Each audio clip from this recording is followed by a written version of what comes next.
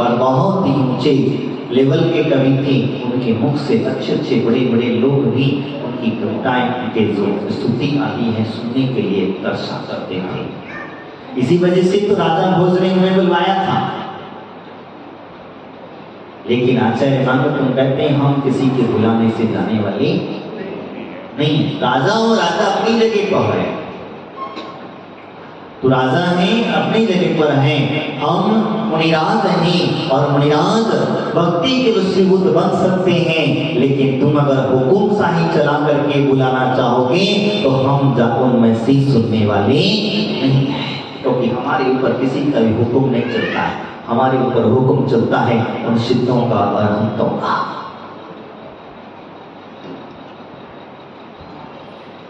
हमारे दिगंबर मुनिराजों के ऊपर किसी ना हुक्म चला है, न चलेगा और न चल सकता है। ये विशेषता कही गई है। राजा हो, महाराजा हो, अधिराजा हो, उसे ही चल करके नतमस्तक होना पड़ता है, उसे ही आकर के प्रणाम करना पड़ता है, उसे ही आकर के भक्ति करना पड़ती है। ये विशेषता हुआ करती है हमारे दिगंबर मुनिराजों की। आचार्य मांगत स्वामी को बुलावा किया गया।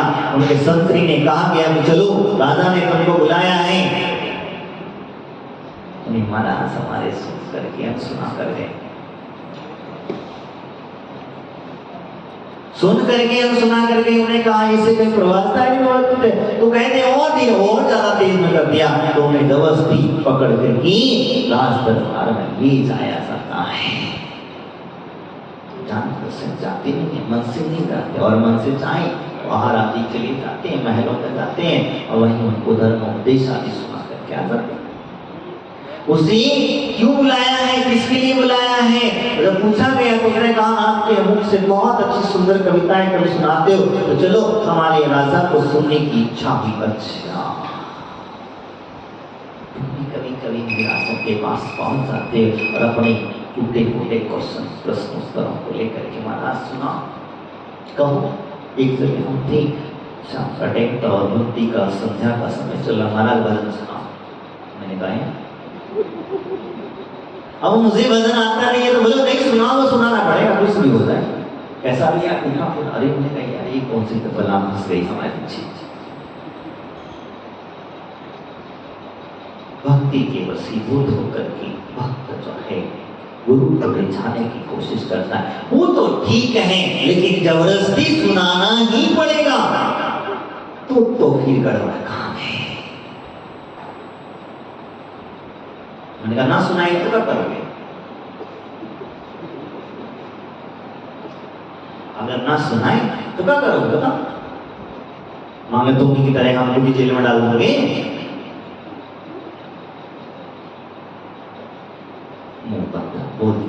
क्या कहें? तो यहां आचार्य मांगत स्वामी जो है भक्ति करते हुए उसमें वहां पर जब भगवान की स्तुति करने लग जाते हैं तो कहते हैं हे प्रभु, हे मुनिनाथ, आपकी जो स्तुति है, आपका जो गुणगान है, मैं ही अकेला नहीं हूं। आप एक ऐसे सूर्य हैं कि आपका गुणगान हमारे दिगंबर मुनिराज भी किया करते हैं। श्रावक नहीं, यहाँ जितने भी मुनिराज हैं वो आपकी भक्ति का सहारा लेकर के उस परम पद को प्राप्त करके मोक्ष को प्राप्त कर लेते हैं। ये आप ही का तो सहारा है, आप ही के बताए हुए मार्ग पर चलते हैं, इसी वजह से तो उस मोक्ष को प्राप्त कर लेते हैं। अगर आपके बताए हुए मार्ग पर ना चले तो वह मोक्ष को प्राप्त नहीं कर सकते, आप तक भटकते चले जाएंगे। यही कहते हैं मुनिगण आपके महान पुरुष, अंधकार हार करने वाले सूर्य कहते हैं। आपको अलग अलग उपमाएं दे रहे हैं। मुनिगण आपको उपासना करके मृत्यु पर भी विजय प्राप्त कर लेते हैं। ऐसा कोई मंत्र है, ऐसी कोई तंत्र शक्ति है या ऐसा कोई ज्योतिष है जो अपनी मृत्यु पर विजय प्राप्त करा दे? ऐसा कोई तीर्थंकर है, ऐसा कोई देव है? लेकिन हाँ, हमारे अरहंत संत और सिद्ध भगवान जरूर ऐसे हैं इनकी भक्ति करने से आप अपनी मृत्यु पर ही विजय प्राप्त कर लेते हो।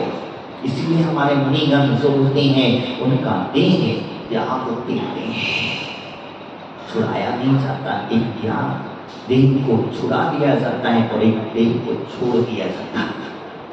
समझना है? संसार में रहोगे, घर गृहस्थी में रहोगे तो फिर आपका देह छुड़ा दिया जाएगा, घर से बाहर निकाल दिया जाएगा। लेकिन जो विनाश है उन्होंने अगर एक देह की बात करते हैं तो उनका देह त्याग दिया जाता है। ध्यान रखना। इसीलिए दिगंबर मुनिराजों से वो काल भी हारा है। हमारे तीर्थंकरों के महामुनिराजों से, तीर्थंकर भगवान से देखा होगा आप लोगों ने, जब जात घातिया कर्मों का नाश कर लेते हैं तो कर्मों का बैलेंस कर लेते हैं और जब 5वां ज्ञान प्राप्त करने के पश्चात वह केवल ज्ञानी बन जाते हैं और वह अपने कर्मों का बैलेंसिंग हो जाता है। अब उतनी समय उनका बचा है, बस उतनी समय तक के लिए कर्म देखेंगे, इससे आगे के कर्मों की कपा डालते हैं, निर्जना कर डालते हैं। सर इसलिए कहा जाता है सम्यक दर्शन प्राप्त होते ही अर्धपुद्गल प्रावर्तन मात्र शेष समय बच पाता है। यानी कि जितनी जन्म धारण करना है बस उतने ही समय के लिए उतने ही कर्म शेष बचना की संभव डालते हैं। तो कहने का तात्पर्य यहाँ पर वही है कि मुनिगण की भक्ति आदि करते हैं, आपकी उपासना करते हैं, आपकी स्तुति करते हैं। क्यों करते हैं? क्योंकि आपने मृत्यु को जीतना सिखाया है, आपने मृत्यु पर विजय प्राप्त करना सिखाया है। बताओ कोई देवी देवता आपको मृत्यु पर विजय प्राप्त करा सकता है?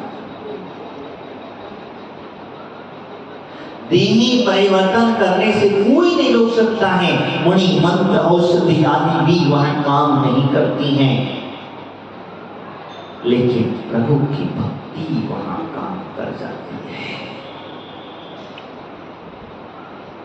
आपने कई बार सुना होगा कि भगवान की स्तुति करते करते व्यक्ति की आयु बिल्कुल जाने को तैयार थी, बस जाने ही वाला था, उसे तुमने भक्ति और स्तुति सुना दी, उसकी आयु बढ़ गई।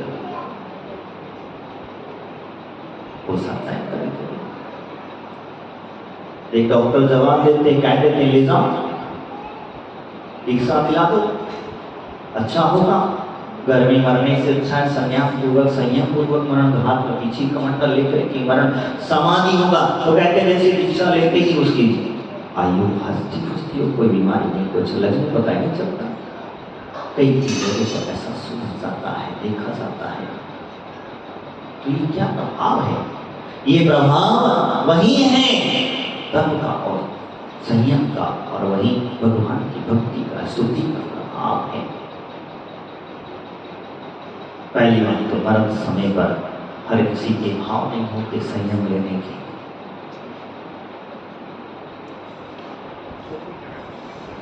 मरते समय भी भाव नहीं होते, और मरते समय अगर भाव हो जाए, संयम लेने के भाव हो जाए, पीछे कमंडल लेने के भाव हो जाए, साधु संतों के दर्शन आदि करने के भाव हो जाए, भगवान की भक्ति करने के भाव हो जाए, तो समझ लेना इसकी दुर्गति नहीं होगी, ये सदगति में जाने वाला है।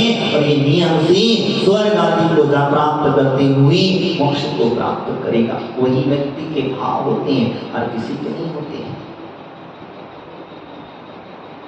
इसीलिए कहते हैं जब समय मिले, जब वक्त मिले, भगवान की स्तुति कर लेना।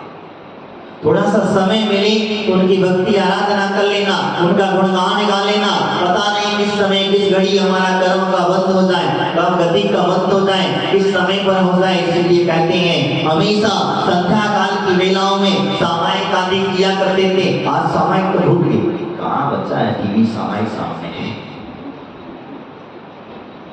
अच्छे हमारे यहाँ शाम को वैयावृत्ति करने के लिए बच्चे आए थे, बड़े अच्छे भाव अच्छे। मैंने एक से पूछता भैया इतनी जल्दी क्यों भाग रहा हूँ?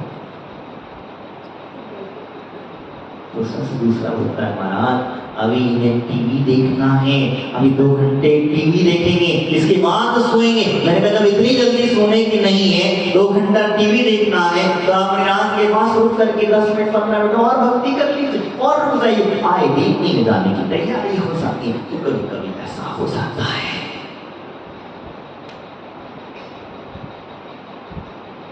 तो मंदिर में तो हमारे पास मन नहीं लगता, मुनिराजों के पास हमारा मन नहीं लगता, लेकिन वहीं थिएटर में पहुंचा दिया जाए तो 3 घंटे का समय कैसे निकल जाता है पता नहीं चलता है।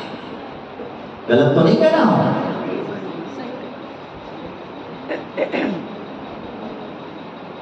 मंदिर में जाएंगे, गुरुराजों के पास बैठेंगे तो बार बार घड़ी देखते हैं, घड़ी लगाना, कहते हैं महाराज के पास घड़ी लगाना चाहिए क्योंकि समय का पता चलता रहता है। और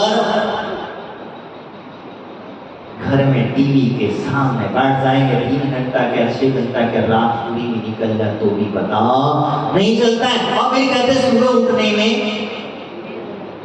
क्या होता, देर हो जाती है महाराज, इसलिए जल्दी जल्दी आती है और जल्दी जल्दी भगवान को निलाते हैं और जल्दी जल्दी भग जाते हैं। अरे भगवान कहाँ जा रहे हो, किधर जा रहे हो, क्या कर रहे हो तुम लोग? बड़ी आसान शांति पूर्वक हमने, हमारे आचार्य भगवंत कहते हैं जल्दी सोना और जल्दी उठना, ये तो इंसानियत की निशानी है, सोना की निशानी है। और जो व्यक्ति लेट सोता है और लेट उठता है वो राक्षस की निशानी है। वापस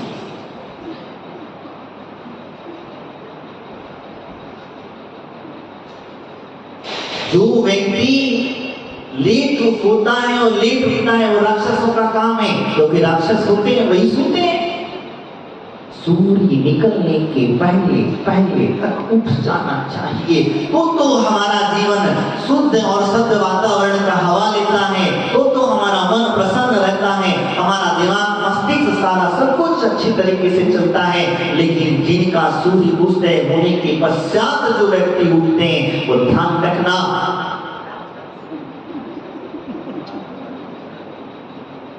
क्या हुआ, मेरा इशारा काफी है, मेरा इशारा काफी है।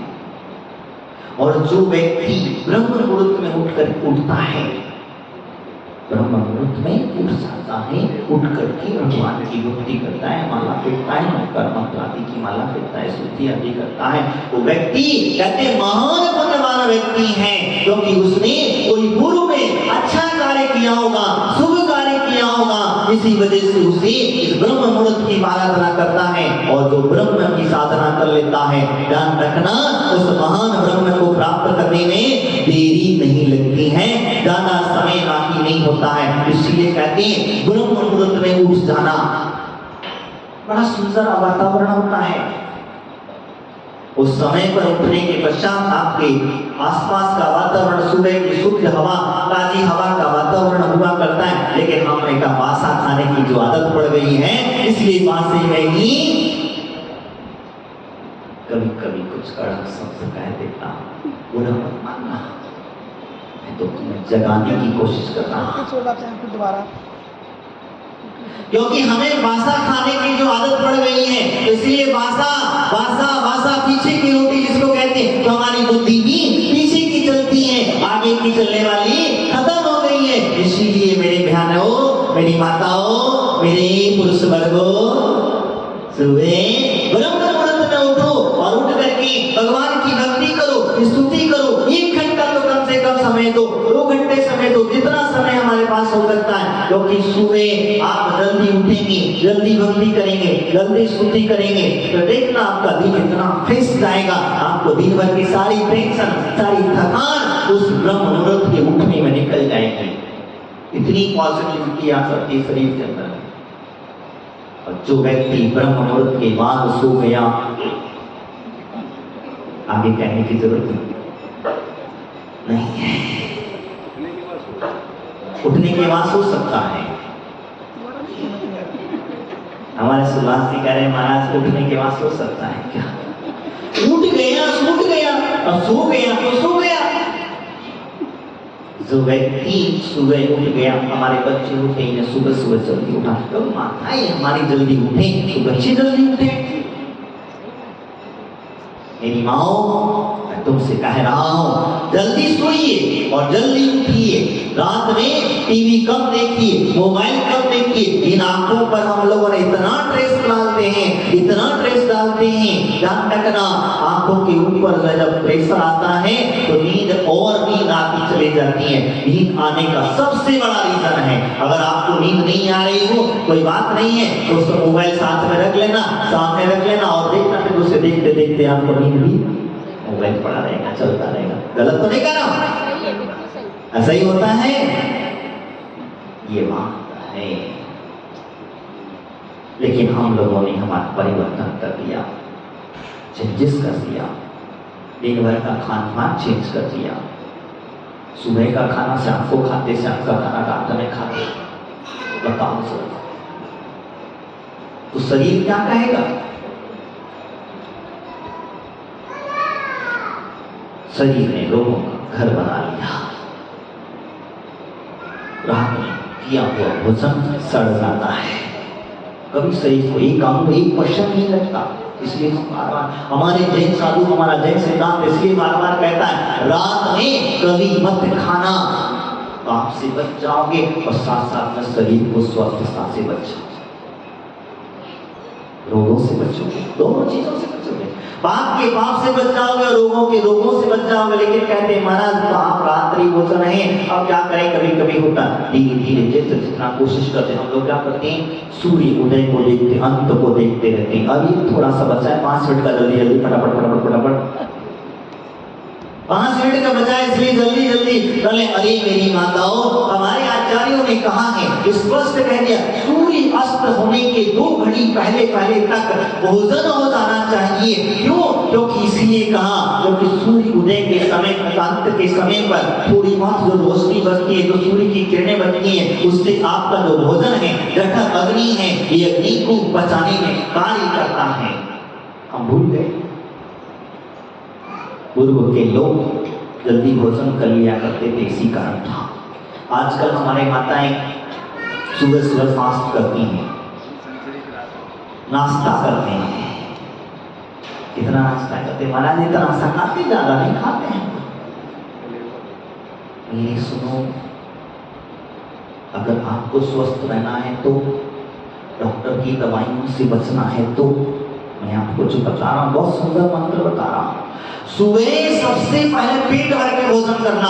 वो भोजन करने का टाइम, जो कि वो जठर अग्नि, जो प्राण वायु जिसे कहते हैं, वो पेट के अंदर हुआ करती है।